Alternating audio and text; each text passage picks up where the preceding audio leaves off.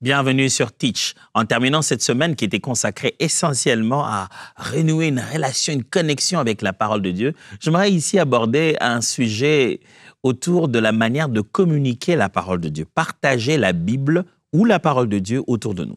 C'est vrai, je ne parle pas nécessairement d'aller évangéliser dans la façon dont on voit ça, la manière ecclésiastique, mais justement d'être là, de défendre les Saintes Écritures et de communiquer les vérités de la parole de Dieu. Et pourquoi pas de partager la Bible avec les gens qui nous entourent. La première fois que moi, j'ai tenté de partager la Bible aux gens qui m'entouraient, c'était combien difficile de pouvoir leur dire « il est écrit ». Ils ne connaissaient pas déjà la Bible. Avec quelle autorité devais-je leur dire qu'il est écrit? Il est écrit dans la Bible. Et alors, pourquoi ce qui est écrit s'impose à moi? Je ne suis pas chrétien. Des fois, nous, en tant que chrétiens, nous oublions ces faits-là. Nous pensons que tout le monde, de prime abord, croit la Bible et sait que la Bible est vérité. Comment alors partager avec les autres qui nous entourent, surtout les non-croyants, la Bible ou la parole de Dieu? Alors, let's teach. Grandissons ensemble.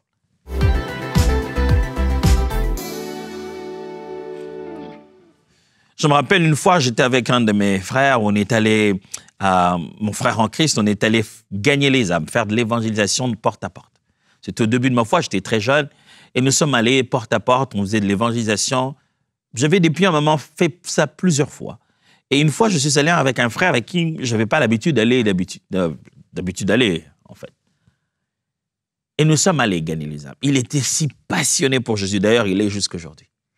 Et si passionné sur la vérité de l'évangile, l'éternité et tout. Alors, on est allé gagner les âmes.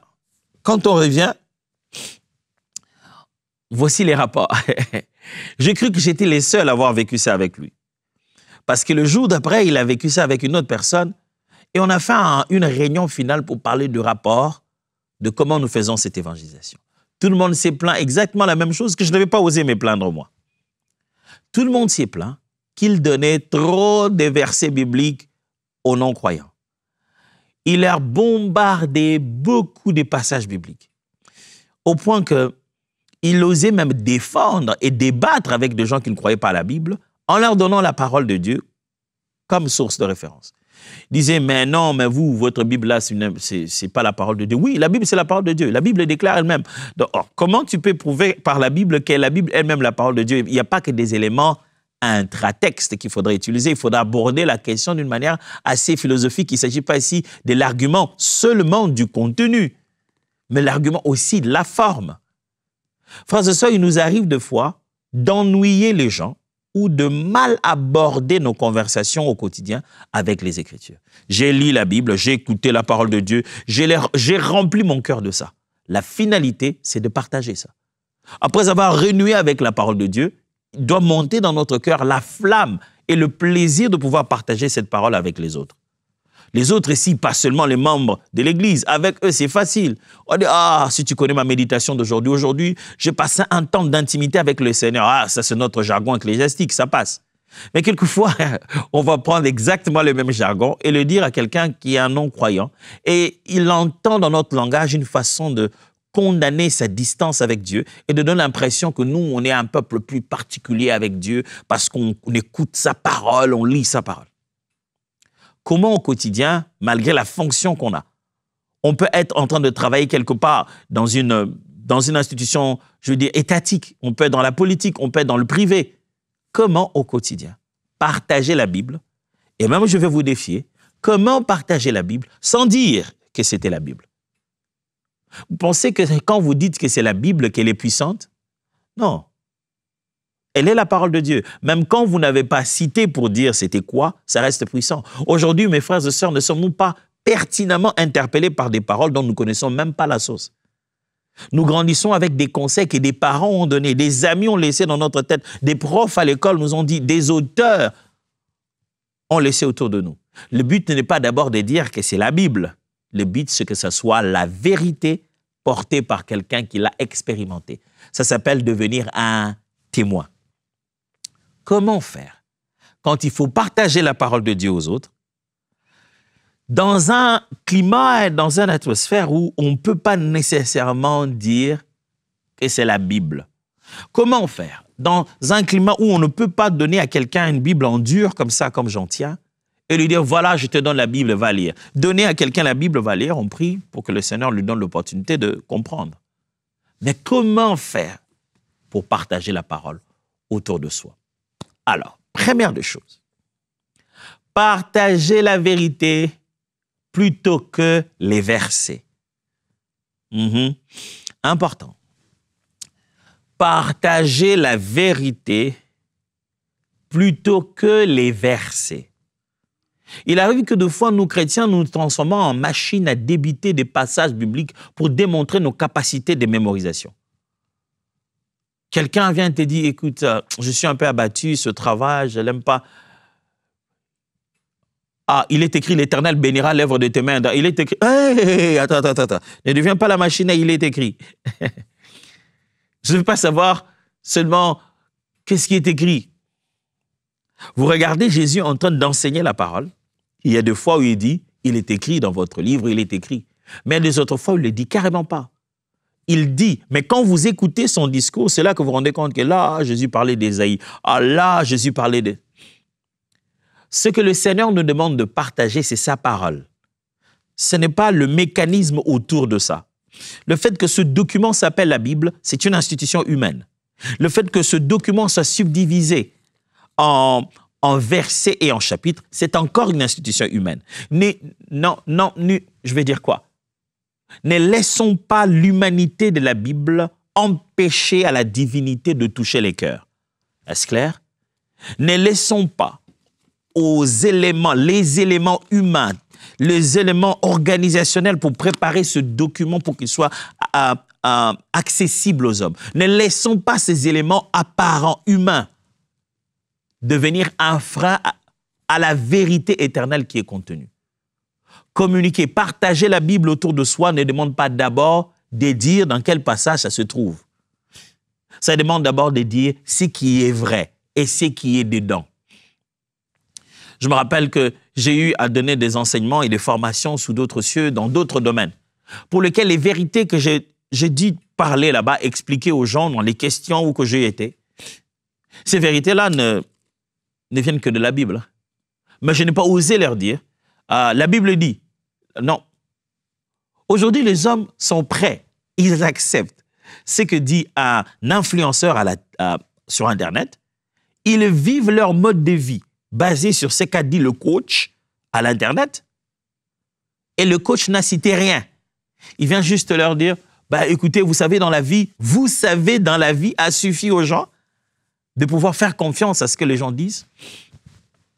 Nous sommes dans un monde où c'est la pertinence de ce que tu dis qui attire, pas d'abord la référence. Aujourd'hui, d'ailleurs, dès que tu dis la Bible, on te met tout de suite dans un coin religieux. Ah, ça, c'est la religion. Même si je vais te donner un conseil biblique sur la santé physique et mentale, même si je vais te donner un conseil biblique sur la façon d'élever tes enfants, la Bible contient tout. Mais de fois, quand on dit la Bible, au lieu que ça crédibilise, ça discrédite. Alors, quand tu es dans un contexte de partager la parole de Dieu, de s'aimer dans différentes terres, ne laisse pas le côté humain empêcher au divin de la Bible de toucher les hommes. Je veux dire quoi? Ne laisse pas le fait de pouvoir citer des versets. Dieu veut que je cite, que ça soit dans Matthieu chapitre 4, verset 27, Jésus entrait dans... Ah, tu peux parler des sens à dire dans Matthieu chapitre 4, verset 27. Tu n'as pas besoin de dire ça. Tu peux parler de ces faits-là. Donc, partager la vérité plutôt que les versets bibliques. Et ça demande de lire la parole de Dieu, méditer la parole de Dieu, comprendre la parole de Dieu, parce qu'alors là, vous êtes en train de partager ce que vous avez compris, et non pas seulement les mots tels qu'ils sont écrits. Comment je vais vous présenter ça? La Bible dit que ton oui soit oui, ton non soit non, ce qu'on y ajoute vient du diable. Ça, c'est devenu même langage commun, les gens utilisent ça. Je préfère prendre un exemple un peu plus coriace. Disons par exemple, vos pensées ne sont pas les pensées de Dieu. Disons par exemple ce que Dieu dit à Samuel, l'homme ne juge que de l'apparence. Moi, l'Éternel, je juge du cœur. C'est ce que la Bible dit. Tu n'as pas besoin de lui dire 1 Samuel chapitre, hey, pas nécessairement. Quand on entend partager la parole de Dieu, partager la vérité. plutôt que les versets. La vérité. La vérité, c'est que les hommes regardent dans les apparences et jugent sur base de ce qu'ils voient. Et la vérité, c'est que les hommes regardent les apparences, mais il n'y a qu'un seul, le créateur de l'homme. Celui qui peut l'entendre à l'intérieur, c'est lui qui connaît exactement ce qu'il y a dans le cœur de l'homme et quelle est la véritable réputation de l'homme. Reformulé. Nous nous jugeons au quotidien sur base de nos réputations. Ce n'est que sur base de ce qu'une personne t'a dit ou que ce que tu as vu de lui que tu peux réellement savoir à qui tu as affaire. Les intentions de l'homme sont cachées. Il faut aller un peu plus loin pour savoir ce que l'homme avait vraiment dans son cœur, au-delà de ce qu'il dit et de ce qu'il pense. Il faudrait être à l'intérieur de lui ou le connaître à fond, comme si on l'avait fait de ses propres mains pour savoir de quoi il s'agit. Il y a un créateur qui a créé l'homme tant que tel et il sait ce que l'homme pense plutôt que ce que nous voyons à l'extérieur. Faire confiance à celui qui a fait, fabriqué, fait exister l'homme, c'est faire confiance à celui qui connaît en réalité le cœur de l'homme. Je viens de dire exactement la même chose. Je l'ai reformulé sous plusieurs manières. Vous pouviez y mettre des mots techniques, des mots scientifiques. Mais les gens ont besoin de comprendre Dieu. Et des fois, nous venons avec un langage trop ancien. Nous utilisons un français biblique, vieux de 1910 par exemple, pour pouvoir être pertinent dans une conversation de 2025, 2024, 2026. Nous voulons être pertinents dans une conversation d'aujourd'hui avec un langage d'un français qui ne se parle même plus. Et on veut même citer la référence. Vous voulez bien partager la Bible, la parole de Dieu autour de vous, partagez la vérité plutôt que les versets. Deuxièmement, servez-vous de la logique contenue dans les Écritures. Partager la parole de Dieu autour de nous, ce n'est pas être bigot. Ce n'est pas être tellement fou de ses croyances. Ce n'est pas être tellement dévote que, en fait, on ne questionne pas le contenu. On est juste des illuminés qui ne font que être des suiveurs dogmatisés.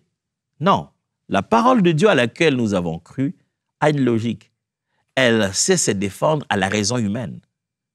Certes, elle va la dépasser, mais elle la remplit pleinement.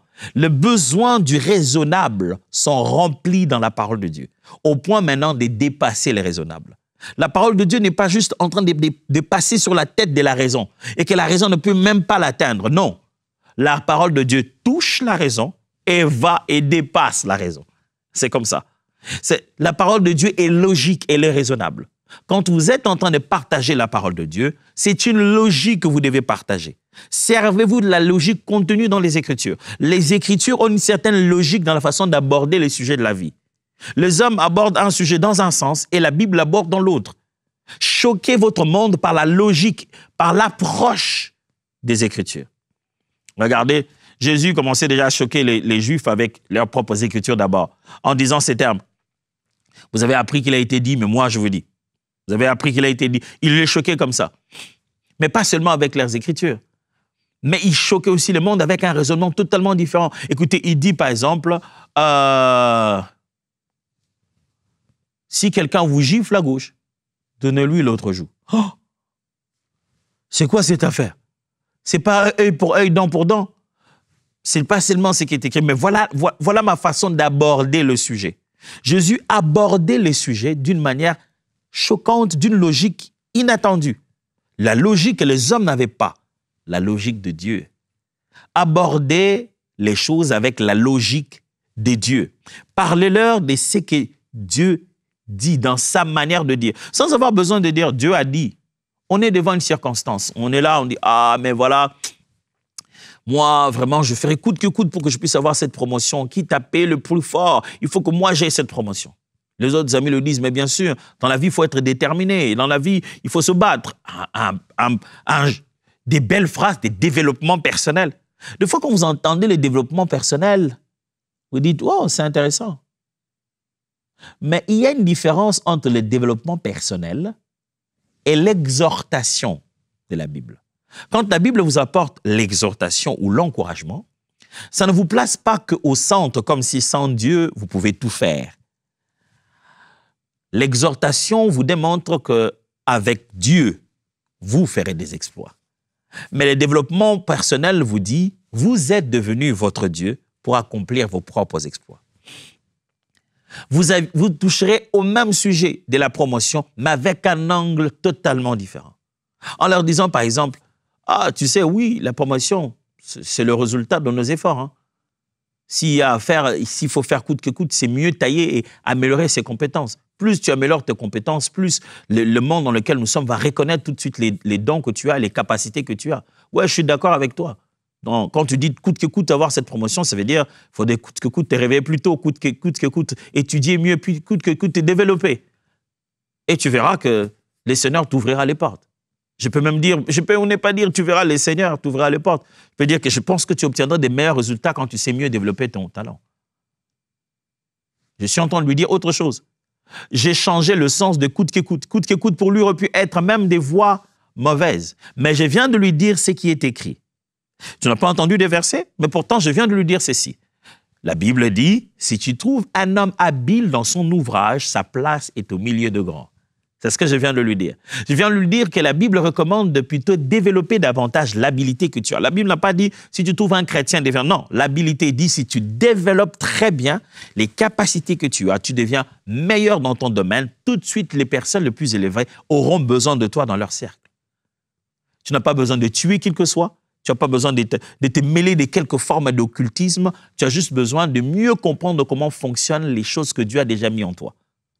Je lui ai dit tout ça sans avoir besoin de dire Dieu et de dire ainsi de suite. Quand les gens commencent à voir les valeurs sur lesquelles nous vivons, les vérités sur lesquelles nous sommes basés et nous bâtissons, sans même dire tout haut, ils vont commencer à se rendre compte que nous sommes différents. C'est ce qu'on appelle être le sel de la terre. Il y a dans la parole de Dieu une logique. Aborder la vie avec cette logique-là. Tiens, je n'invente pas tout ça.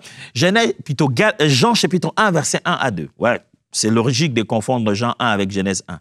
Jean chapitre 1, verset 1 à 2. Écoutez ce qui est dit.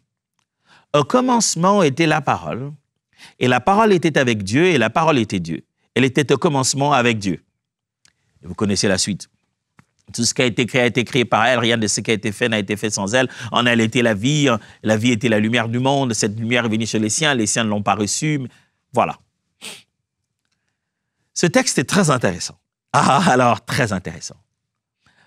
Jean est en train d'écrire, on voit dans son écriture deux choses. Premièrement, une reprise du commencement de la Genèse. La Genèse commence en disant, au commencement, Dieu créa le ciel et la terre était en forme vide, et puis elle va dire, Dieu dit que la lumière soit.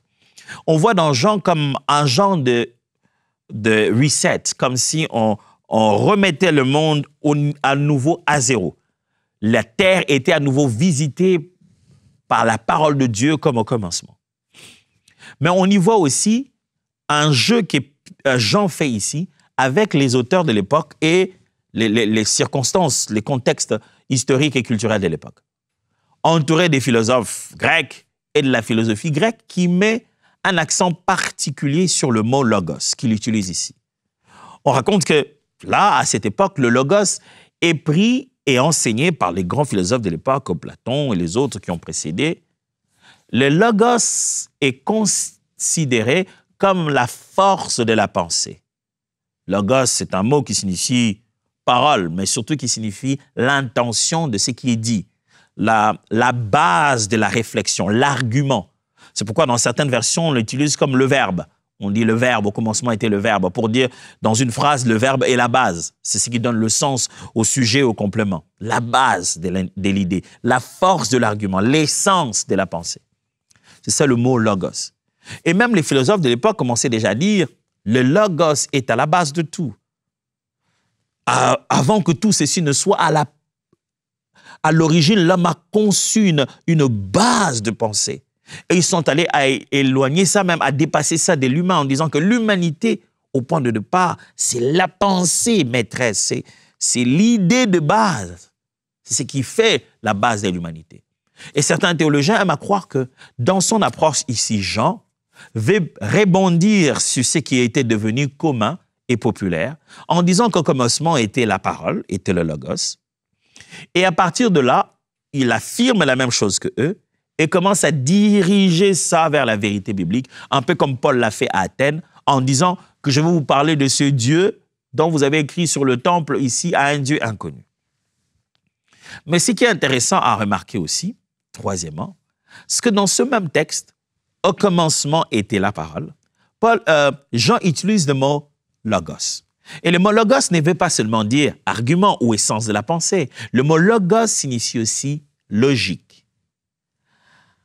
Le sens, la direction suivie du raisonnement. Ça peut aussi être compris comme au commencement, il y avait la logique de Dieu, sa façon à lui de voir les choses. Cette façon à lui, sa volonté qui est dans sa parole, s'est faite chair. Frères et sœurs, la Bible n'est pas un document illogique. Christ n'est pas venu sans un argument. Christ est l'argument de Dieu pour prouver sa divinité. Alors, dans la parole de Dieu, cette même parole est capable de tenir un débat philosophique très profond sur des bases de réflexion rationnelle et des principes de l'épistémologie et sortir de là en ayant prouvé que Jésus est le même hier, aujourd'hui, éternellement. Il y a de la logique dans la parole de Dieu. Et vous n'avez même pas besoin de dire dans quel verset. En lisant la parole de Dieu, la façon de voir le monde, l'univers et les questions du quotidien commencent à être forgées d'après la volonté de Dieu. Ce qui fait que même quand on parle d'amour, vous n'en parlez pas de la même manière. On parle des deuils, vous n'en parlez pas de la même manière. On parle des succès, vous ne définissez pas ça de la même manière. Nous aurons toujours le même sujet dans ce monde. On traitera de même sujet de foi à l'église et à l'extérieur. Mais la façon d'aborder ça, il y a subtilement un changement qui fait que le blé n'est pas livré. Il y a des points de distinction. On pourrait tous écouter des belles paroles de motivation, mais si vous n'écoutez pas très bien la logique divine, vous ne pouvez pas vous rendre compte que ça, c'est la parole de Dieu. Alors le monde a besoin d'entendre ce son de cloche-là. C'est autre logique. On a parlé tous de la même chose, mais la façon dont tu as abordé ça, qu'est-ce qui te fait aborder ça comme ça? Alors, ils sauront la vérité. Que nous ne sommes pas motivés par la réflexion humaine, mais par le logos de Dieu. Et enfin, à la question, comment partager la Bible, la parole de Dieu autour de soi? Non seulement je nous ai encouragés à partager la vérité et non pas les versets, non seulement je nous ai encouragés à se servir de la logique du contenu de la parole de Dieu et non pas à juste bombarder les choses de façon religieuse. Il y a un angle de vue pour aborder les quotidiens et la parole est un logos. Je voudrais aussi, en fin de compte, que vous puissiez raconter les histoires que la Bible contient. Voici l'une des manières de partager la Bible autour de nous, dans un endroit où on ne nous permet pas de prendre le document ou de citer les versets. Qu'est-ce qu'il faut faire? Raconter les histoires. Les hommes aiment écouter les histoires, à raconter les histoires de façon passionnante. Les gens, quand ils racontent les histoires de la Bible, ils les racontent comme des fables, comme des choses qui n'ont jamais existé. Et ils ne mettent aucune passion. Ah, vous savez, c'est un peu comme Jonas quand il a été avalé par le poisson. Et attends. Poisson, quand tu dis poisson, quelqu'un imagine quelque chose qu'il va mettre dans son assiette. Et puis, tu parles de quoi? De Jonas avalé par un poisson. C'est pas n'importe quel poisson, les amis. On parle d'un Léviathan. Réveillez cette scène-là. Racontez cela avec les détails de la Bible, sans y rajouter quoi que ce soit, mais visualisez ça pour raconter. Avant de raconter la Bible, vous devez la visualiser. Si vous-même, vous n'imaginez pas les Écritures, vous ne pouvez pas la communiquer. Parce que c'est quoi la communication? La communication véritable a lieu lorsque l'image qu'il y a dans votre tête apparaît dans la tête de votre interlocuteur. C'est ça la communication. La communication a réussi lorsque ce que moi j'ai comme image dans ma tête apparaît exactement chez toi. C'est pourquoi je pourrais tenter de vous expliquer. Je me dis, prenons une référence mondiale, quelque chose de très connu. Ah, voilà les murailles de Chine. Est-ce que vous voyez, vous savez, comment ça s'appelle? Est-ce que vous voyez l'hôpital qu'il y a dans les murailles de Chine? L'hôpital. Vous avez vu ça? Je suis sûr qu'en m'écoutant, là, vous êtes en train de... hôpital? Quel hôpital dans la muraille de Chine? Justement parce qu'il n'y en a pas. À moins que je sois vraiment... Il y ait quelque chose qui s'est passé. À l'intérieur, il n'y en a pas. Mais lorsque je vous ai dit cette phrase, c'est que vous avez tout de suite imaginé les peu que vous avez comme image des murailles de Chine. Vous avez commencé rapidement à chercher cet endroit-là. Et comme l'image que je tente de communiquer avec mes mots ne se retrouve pas dans votre tête, vous êtes bloqué. Vous ne pouvez pas bien faire comprendre à quelqu'un une chose s'il n'arrive pas à voir ça. Ça vous est déjà arrivé d'expliquer un endroit à des amis qui ne comprennent pas? Vous dites, non, j'ai acheté ça aux boutiques du coin. Quelle boutique? Au coin de la rue? Oui. Quelle? Il y en a beaucoup, les boutiques au coin de la rue. Tu vois au coin là, ouais. Quand tu dépasses là où il y a le coiffeur, ouais. Juste à 2 pâtés de maison. Tu vois la boutique où c'est écrit en jaune? Là où il y a les amis, oui. Vous voyez? Il dit, oui, je vois. Pourquoi tu as dit, tu vois la boutique? Vous n'êtes même pas à l'endroit où se trouve la boutique. C'est-à-dire, tu demandes à ce que sa mémoire, ces images s'écrètent dans sa tête. Quand tu partages la Bible, tu dois donner des images. C'est pourquoi Jésus enseignait en parabole. Quand Jésus enseignait, il enseignait en parabole. Il communiquait aux gens les vérités éternelles à travers des belles images. Et la façon passionnante dont Jésus racontait ses paraboles, c'est ce qui faisait qu'on l'écoute. Actes des Apôtres, chapitre 7, versets 1 à 3. Voilà ce qui est dit. Le souverain sacrificateur dit, « Les choses sont-elles ainsi ?» Étienne répondit, « Hommes, frères et pères, écoutez, le Dieu de gloire a apparu à notre père Abraham lorsqu'il était en Mésopotamie, avant qu'il s'établisse à Charan, et lui dit, « Quitte ton pays et ta famille et va dans le pays que je te montrerai. » Étienne est en train de prêcher. Il est en train de parler à des sacrificateurs, mais il va être pertinent comme pas possible. Il va raconter les mêmes faits à des gens qui sont spécialistes de ces faits-là, mais il les raconte si bien. C'est comme ça qu'il partage l'évangile. Il ne leur a pas dit nécessairement en commençant par tel livre, mais il raconte, homme frère, le Dieu de gloire a apparu à notre père Abraham. Il n'a pas commencé à dire dans Genèse. Il a raconté les faits. Et ça change tout. Vous savez, ici à EMCI, nous sommes déterminés de partager la vérité de la parole de Dieu. C'est pourquoi ça s'appelle Enseigne-moi un canal international. Le cœur de cette mission, c'est rendre la parole de Dieu disponible à ceux qui ne connaissent pas Jésus, à ceux qui connaissent Jésus pour grandir, à ceux qui ne le connaissent pas pour le connaître, et préparer l'Église à rencontrer l'époux quand il arrive. Et nous sommes très déterminés à faire en sorte que la parole de Dieu soit acceptée, abordable pour le chrétien. Et cette mission que je fais tout le jour, matin, midi, soir, étudier la parole, préparer ses enseignements, pour que je simplifie au maximum par la grâce de Dieu certaines de ces vérités pour que ça s'intègre dans notre vie. C'est ça ma passion, c'est ça mon appel, c'est ça ma détermination, c'est ça ma mission. Et j'aimerais apprécier ici tous ces frères et sœurs qui sont devenus partenaires avec EMCI TV pour nous aider à faire ce travail. Et si vous aussi, vous voulez devenir dans la famille de partenaires, n'hésitez pas de pouvoir justement aller sur emcitv.com/don, pouvoir commencer à donner régulièrement votre don à soutenir ce travail. Rejoignez cette grande famille de partenaires à qui nous disons sincèrement merci de leur apport pour tout ce qu'ils font avec nous à la réalisation de ces émissions. Alors, cette semaine est finie. Vous êtes rapprochés de la Bible? Oui? Alors, si c'est comme ça, let's teach. Grandissons ensemble. Dieu vous bénisse.